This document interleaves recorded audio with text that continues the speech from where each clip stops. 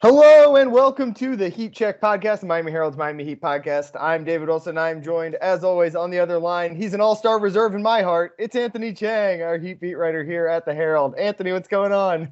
What's up, David? Didn't you say I should win the Jerry West Award this year? I did say you should win the Jerry West Award. You're doing as much clutch work. Honestly, you're might lead the league in clutch games, right? Because Jimmy and Bam and guys take games off. Yeah, one of us, our Winderman, me, one of us has to have or be leading the league in just clutch games as far as covering them and also being a part of them, right? Yeah, when you're covering a clutch game, we don't need to get we're too part much of it. into this, but you're you're writing on deadline. You're trying to beat the buzzer. I would argue it's harder than actually playing in a clutch game. Yeah, probably. No possessions off in a clutch game, and when you're trying to write, no control over it either. So it makes it easy.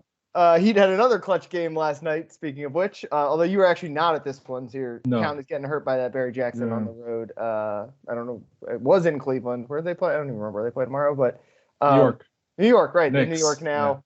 Yeah. Another big game, but a really big win for the Heat on Tuesday night.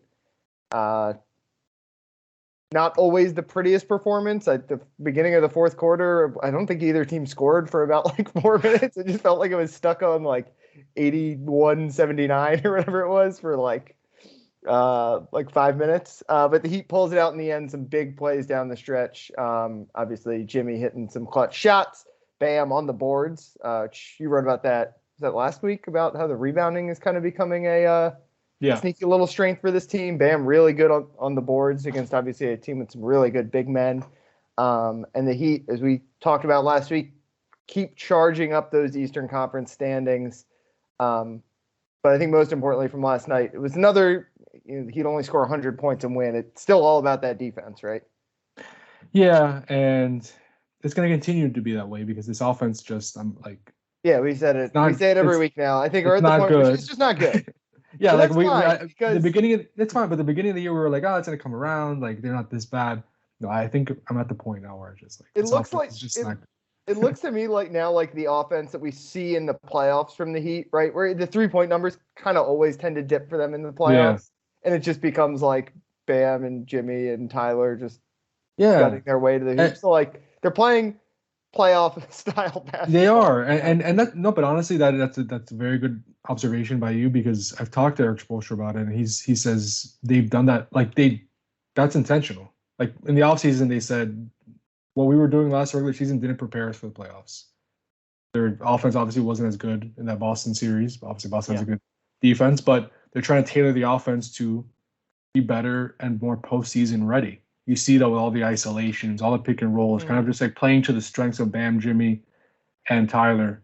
But the result has been the regular season offense has not been good. And I don't know. You hope that big picture will help you down the road, but there's no way of knowing that until you get there. Yeah. All I know is right now, it is one of the worst offenses they've had in a long time. Rough. I really love watching the Heat at the end of games. One, because they keep playing these clutch games, but that's when Jimmy is in his bag and the full effort. The Heat obviously are a team that always plays with a lot of effort compared to I think the average NBA team, but obviously it's ramped up another notch in crunch time. The Heat are really fun to watch in the last 5 minutes of the games, but those first 43 can be pretty rough sometimes. Just get me to those clutch minutes. Let's get me there. I guess the good thing last night was that they made threes, right?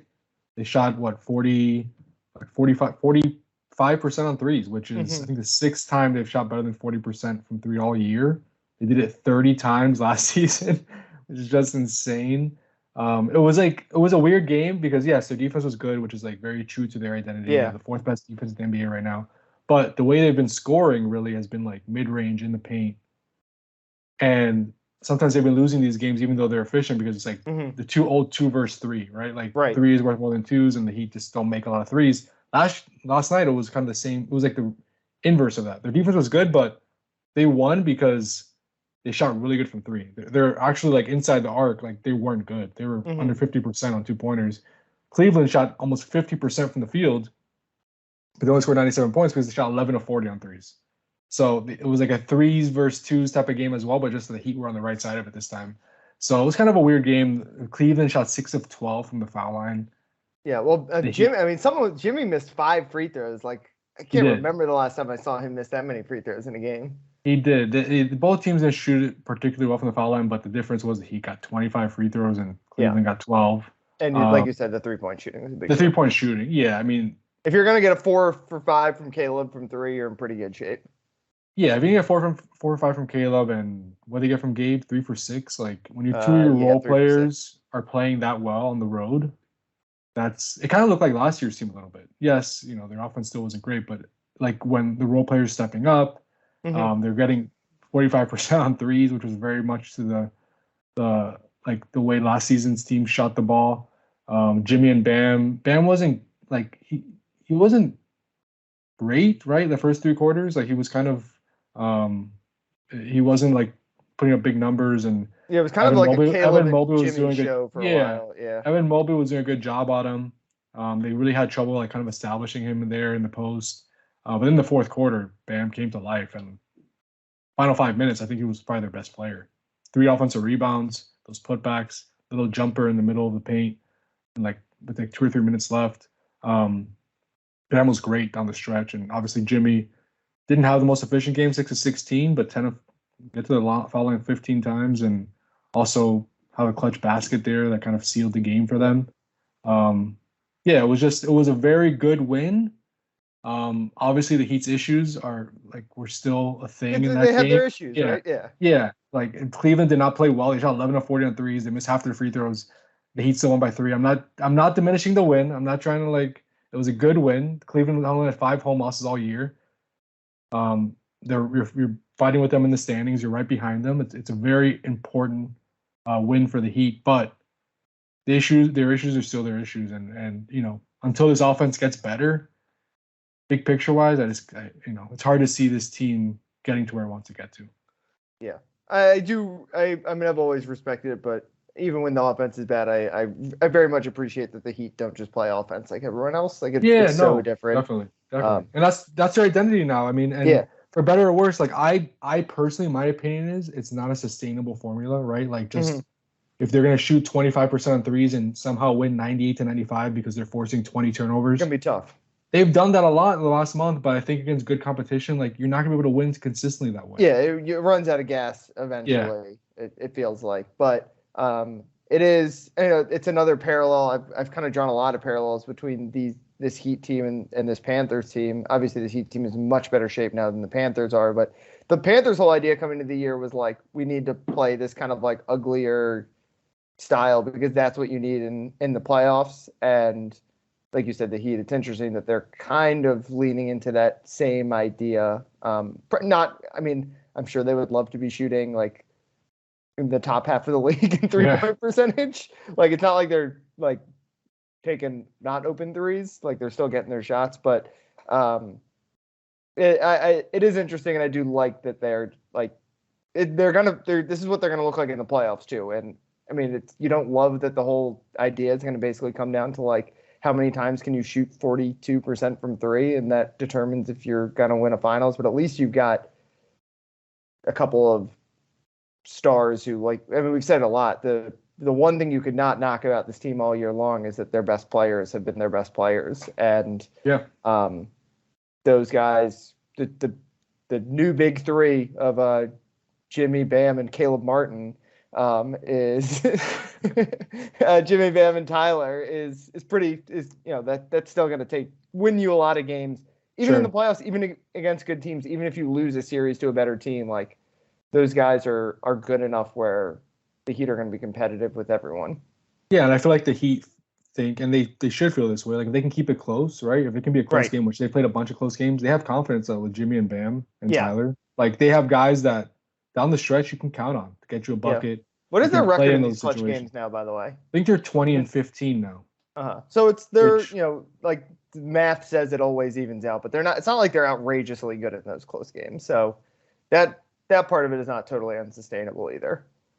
Yeah, I mean, 20-15 is probably a little better than what the math would say you come up with, but it's not like they're 20-5 or something. Right. It's not like they're totally outperforming in the clutch.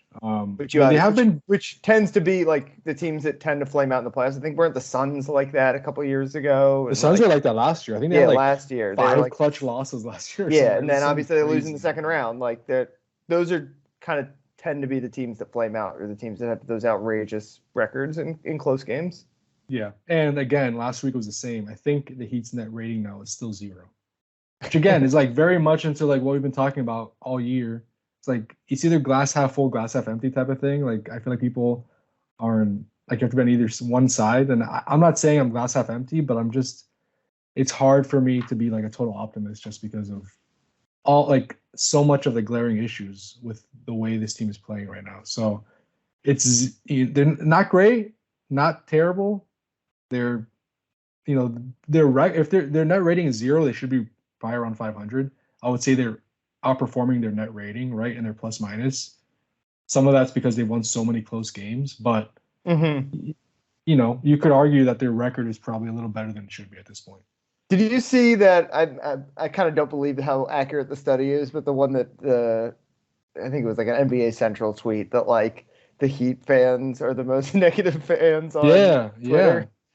I saw that, and like it, honestly, someone I don't know how they found it, but they found the study from last year, and the Heat were second most negative. And last year they went to the Eastern Conference Finals and had the #1 playoff seed. So that just showed like even when they were winning last year, like people on Twitter were like, "This is not a championship team. You got to gut it. Like it's not worth it. Like this build for the future. Like everyone, Heat fans are crazy. I think they take pride in that. So they do. They definitely do. Yeah. I can just imagine doing someone doing that study and being like, "Holy moly! Like what is this? Like this." So many people are criticizing the Heat. Like, what is this? And it's like 2 or 3 people probably. Man, these guys really hate Kyle Lowry. Really hate Kyle Lowry. God, they really think Pat Riley is like shouldn't be the president. Gotta retire. He's too old. 2 guys who people are not negative about anymore. They were negative about Bam at one point. Jimmy and Bam, who, as I mentioned, been spectacular. NBA All-Star reserves will come out on Thursday night.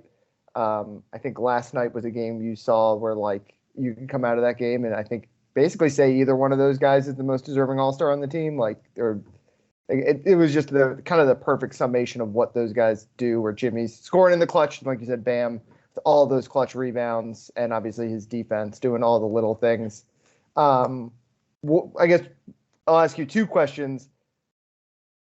Who of these 2, one or the other or both, should be an all-star for this team, and who will be an all-star for this team? It's a very good question. And like in a vacuum, I would say Bam and Jimmy both deserve to be all-stars. Mm-hmm. The question is, will the coaches give the Heat 2 all-stars for a team that, now they're in the 6th spot, but they've been hovering around 500 for most of the season. Just now they've jumped up the standings. So, I mean, teams have, I can't think of them off the top of my head, but there have been teams in the past that have gotten multiple All-Stars and they haven't been great teams. So it's not unprecedented. But I think that probably only one makes it. Mm-hmm. I think Bam will be the one. I think so too. Because he's played more games and he's like campaigned for it. He had the TNT performance against the Celtics a week or 2 ago where he was awesome. I feel like coaches must love him too, right? Yeah, coaches love him. They have to. This is what he does on defense. Even though I would say his defense has been, it's still been great. Still all defensive level, but it hasn't been as great as it has been the past few years, and the metrics kind of show that. But I think he's going to be the one. But I will say, I do think Jimmy has a stronger case. I really do. Just because of how good this team is when he is in the lineup? Yeah, I just think he's as great as Bam has been. I think they both deserve to be All-Stars. I think Jimmy is still the better player. Yeah, I mean, definitely. I mean, when they both play, it's obviously Jimmy's team. Yeah. There's no question about it. And the huge knock against Jimmy's case is like he hasn't played enough games. He's played in what, 37 games. So he's going to hit the 40-game mark, I think, probably before the break. Mm-hmm. He should. And you just look at everything he's doing. Like, I know they don't, people don't always trust these advanced metrics, but when all the advanced metrics are telling you one thing, just kind of like with the Jokic stuff, Yeah. where like they all love Jokic and because he's one of arguably the best player in the league. Same thing with Jimmy, like 9th in estimated plus minus, 8th in PR, win shares per 48 minutes, 2nd to Jokic, box plus minus 5th, value over replacement 13th. Like you look at all the advanced metrics, he's a top 24 player, no doubt about it. Probably top 10. He deserves to be an all-star. Like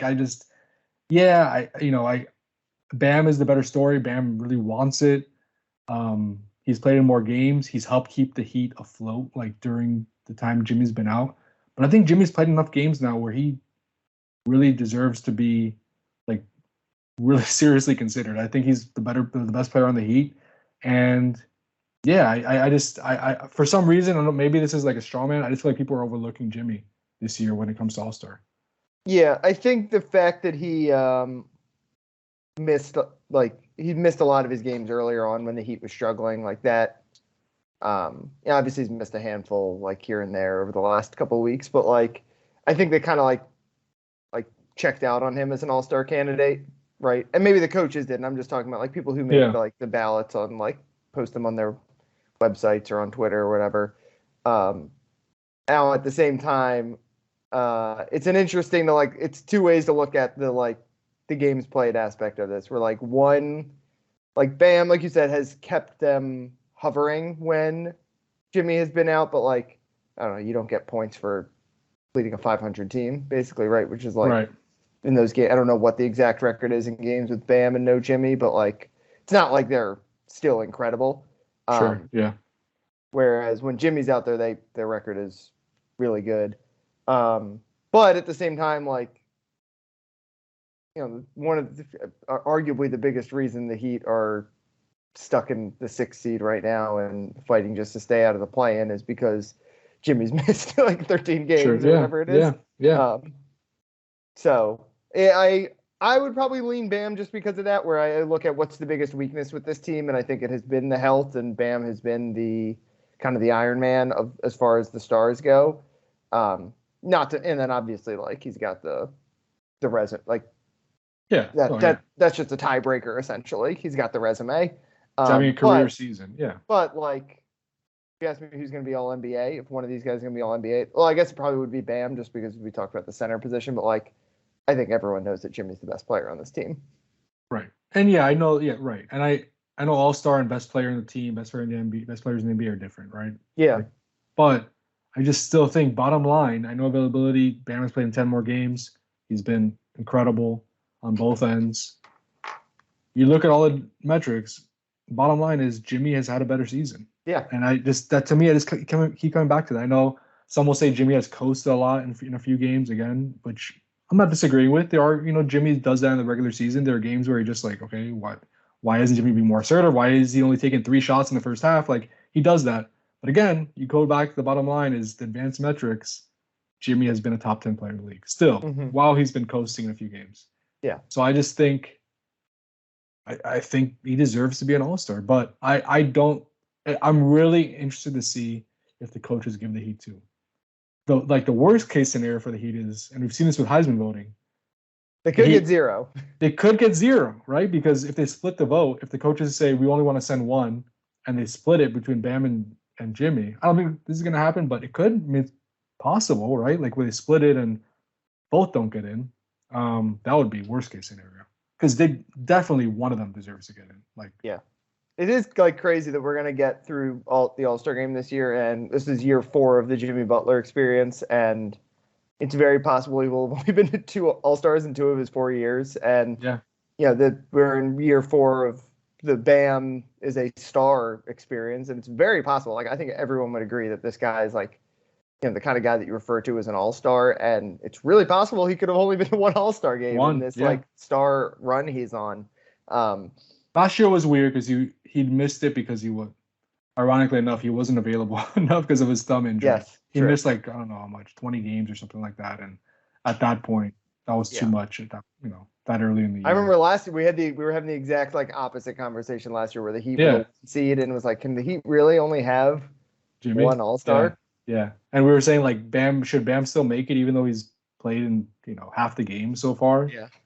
Now it's a totally different conversation. But yeah, I think like if I have to pre-write a story, which I do have to pre-write a story for tomorrow night, and I have to predict what's going to happen. My prediction is Bam gets in and Jimmy doesn't, and maybe Jimmy gets in as an injury replacement. Yeah. Right. Like there's always one of those guys, and Jimmy seems to be like, if he doesn't get in, probably top of the list, I would say. Well, and his case is building too. Like I said, Yeah. like he's been more available lately. He's been playing better. Like for a long time, I think, like you said, Bam. The narrative was Bam is the all-star. Jimmy is the star who's not playing enough or whatever. And every game he plays in, and every win that he piles up, like that narrative changes. Another factor is Jimmy might just not want to go. I mean, who knows? Like Yeah, I'm sure true. Jimmy would love the recognition, but we all know how Jimmy Butler is. He goes to the All-Star weekend the last possible like moment he can get there. I think last year he got there like 10 minutes before media day on the Saturday, while most players get in there on Thursday night and have a bunch of like events and everything. Yeah, to. shoot Like, events or whatever. Yeah. he flies in as late as possible. He gets out as quick as possible. This year, it's on the West Coast, far from hot weather. It's going to be in Utah. Uh-huh. So, who knows? Maybe coaches, I'm not saying they wouldn't vote him in because of that, but, that might be in the back of their minds when they're doing a tiebreaker between Bam and Jimmy. Bam has made it known he really wants to be there. Yeah. We know Jimmy sometimes, doesn't really care for it. So the flight is a lot quicker to the Bahamas than it is to Salt Lake City. That it is, definitely. Yep. Okay, we wanted to wrap things up with a little bit of a trade deadline preview. Technically, we'll have one more episode before the actual deadline, but as we all know, trade stuff kind of will start happening this weekend into the early part of next week. Obviously, there've already been some trades. What's the latest in the Heat orbit? Obviously, nothing imminent going down, but what do you have your eye on now? As we head into the final week before the trade deadline? They got to find a way to shed some salary. And we've talked about this before, but they really do, not just for this season, to get a little bit further under the tax so they can maybe add some depth and fill that 15th roster spot or convert Orlando Robinson, which now I don't know if they will because news broke today about Orlando Robinson fracturing his right thumb, which means he probably will miss at least a few weeks. How many games is it where like they would have to convert him? Like he's just not going to hit that number now, probably, right? He has 10 games left. So, and I don't know what the Heat are going to do for now with the backup center minutes. They can go back to Dedmon, right, for now. But Dedmon has not been good this year. They could play small and just try to survive those 12 minutes that Bam is on the bench each game by playing Haywood Highsmith at center or something, or bringing Jamal Cain from the G League and playing Jamal Cain at center. Or they could make a trade and add a veteran center that way. Yeah. Obviously, also Omer Yurtseven, we should say, good news on his injury, like going to be back sooner than maybe we thought, but for now, still an issue. Yeah. You have to wait. I mean, he's not going to be back until after the break, right? At the very earliest. So you have 2 weeks left. You have to survive these 2 weeks somehow. We'll see what they do. But yeah, it's definitely something they could address at the trade deadline. But they have to find a way to shed salary to fill that 15th roster spot, and also just for long term. I mean, Barry Jackson had a great story this week about just the luxury tax concerns moving forward. If they keep this roster intact and they try to bring back Max Strus and/or Gabe Vincent or Omer Yurtseven next year in free agency using their bird rights, they're looking at a tax bill of like north of $50 million, which is not going to happen for a team that right now is not a championship contender. So they have to find a way to shed like Duncan Robinson's salary, for instance, or Kyle Lowry's salary, one of those big contracts to really make the numbers work moving forward. I'm not saying they're going to do that trade now in the next few weeks before the deadline, but long term they have to find a way to try to trade one of those contracts. For now, I'm guessing they will definitely try to at least create some room under the tax by moving Dwayne Dedmon, which is probably your most tradable contract at this point. Yeah. I think as recently as 3 weeks ago, we would have thought, obviously there's, Kyle Lowry, his name has always been the one floating around because, he's got that huge contract. He's older and I'd say he's underachieved a little bit over the last year plus at this point. Obviously he's had some good moments, was important to this team. when they were dealing with some injuries this year is the one guy in there, but has not been worth the contract he's getting. Just simply put, I guess. A couple of weeks ago, I would have said unlikely they're actually going to do anything there, but he is not, as you've noted before we started recording, just not playing in the fourth quarters of these games anymore. And obviously, it's not like he's not in the rotation anymore, but he's not. I mean, he's certainly, they don't think part of their best five right now. Is like on a where is your percentage at on the likelihood here? Like, how shocked would you be on a scale of 1 to 10 if they traded Kyle Lowry by next Thursday? I wouldn't be shocked, but I'd be a little bit surprised. Like a 6, 7? Yeah, like is 10 the most shocked? I think 10 is the most shocked. I would say 6 or 7. Because yes, he has underperformed this year. I think that's obvious, right? Mm-hmm. Whether it's bad in the playoffs last year, obviously hurt. Yeah, he was hurt. A lot of injuries. Yeah, right. I still say, and we've talked about this before the season. Like, I think Kyle was very good last regular season. I think he was important to them getting the number 1 seed. I think he added something to this team that they really needed to like unleash the best. Yeah, he totally changed your identity a little bit. He changed identity, and he was good. Stuck. Yeah, he was good. This year, he has not been able to match that, and his role is a little different with Tyler in the starting lineup. He's playing off the ball more than he ever has in his career, basically as a spot-up shooter. He's not shooting the ball well from 3, so like that role, that's the real killer to me. That's the killer. Like in his role, he has to make threes, and he just has not shot the ball well this year. So that's kind of made him ineffective. And 3 of the last 4 games, he has not played in the fourth quarter. Gabe Vincent, I think, has played in each of those 3 games in his place, or maybe Victor Oladipo. Gabe Vincent, at least, he's 2 of them. Gabe was in there out there, last night. Yeah. I mean, that's obvious, right? So, and he's the 3rd highest paid player on the team, making $28 million this year. Next year, he's expiring at $29 million. Yeah, it would make sense, right? To like probably for both parties, for Kyle to find a better fit for his skill set at this point, and for the Heat to find a way to free up some money. But I just don't know if they'll, like, with the way things are going right now, whether you think this winning stretch is real or not. Like, they're playing better. They're trending in a positive direction. You do a big shakeup like that, you know? Do you really shake up the starting lineup, the rotation, by making a move that big?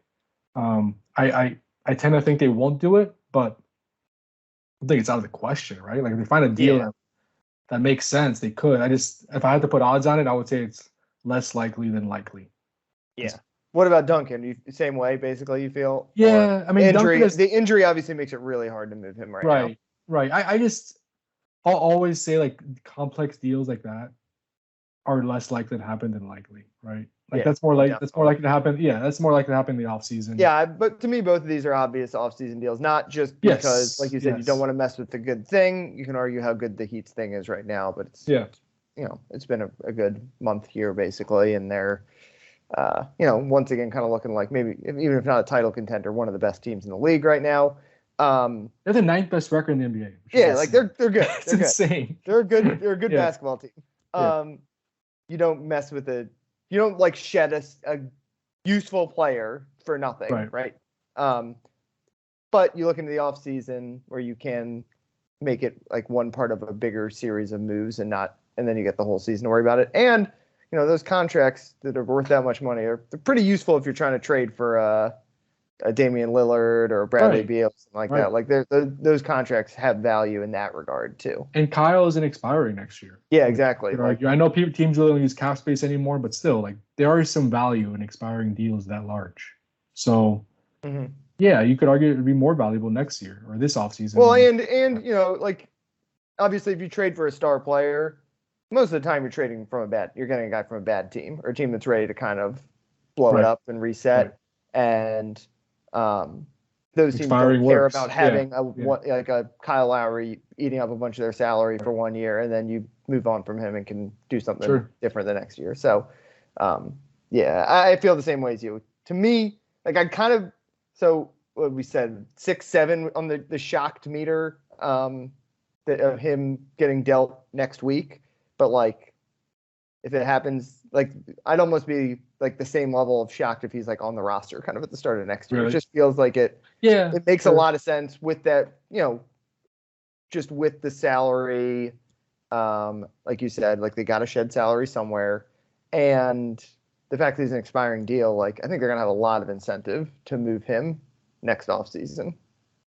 Yeah, I don't disagree. I don't disagree with that. Unless Kyle Lowry all of a sudden like Right, transforms back into the old Kyle turn Lowry. exactly he turns into the old Kyle Lowry and he's averaging 18 points a game and 8 assists and playing a huge role down the stretch of the season.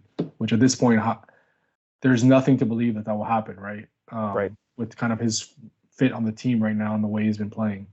I do know he has been dealing with a real left knee issue. Mm-hmm. Had to have treatment on and has been bothering him.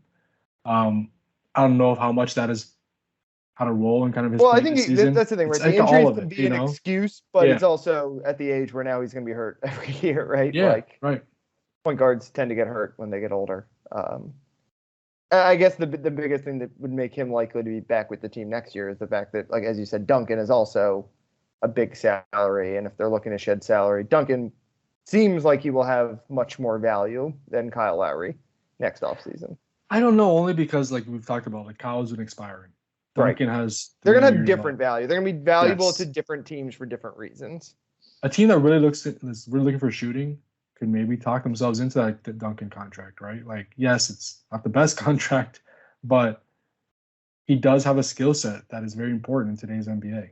And if a team needs outside shooting, yes, he hasn't shot the ball well lately. In the last few years, he hasn't been up to his standards, but he's still an elite shooter. So he'll have value in that aspect. And I think Kyle will have value in the fact that, like we talked about, he'll be an expiring big contract. So.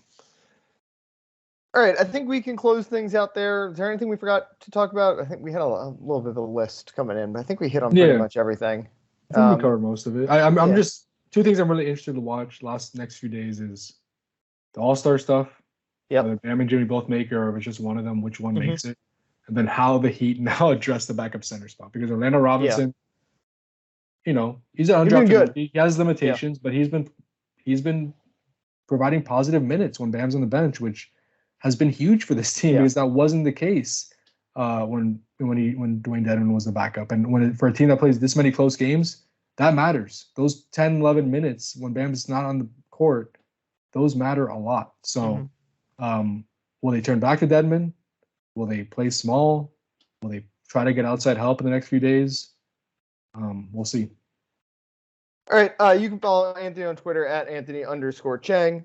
You can follow him for all your Heat stuff, although he's not on the road right now. We'll obviously still be writing about the Heat, and we'll be back with them when they get back home. You can follow me on Twitter at DBWilson2. I'll be up in Broward County for most of the week for NHL All-Star festivities. Should be pretty fun. So check out MiamiHerald.com and the newspaper if you still get it for all of our sports coverage. And be sure to subscribe to the Herald Sports feed. Where you get podcasts every day. Susan Miller, Degnan and I will recap signing day and the Josh Gaddis news. You got Dolphins stuff going on, obviously. Marlins making some moves. Lots of stuff going on. Jazz Chisholm on a MLB The Show cover. So we've got you covered, obviously. Thanks again, and we will talk to you guys next week.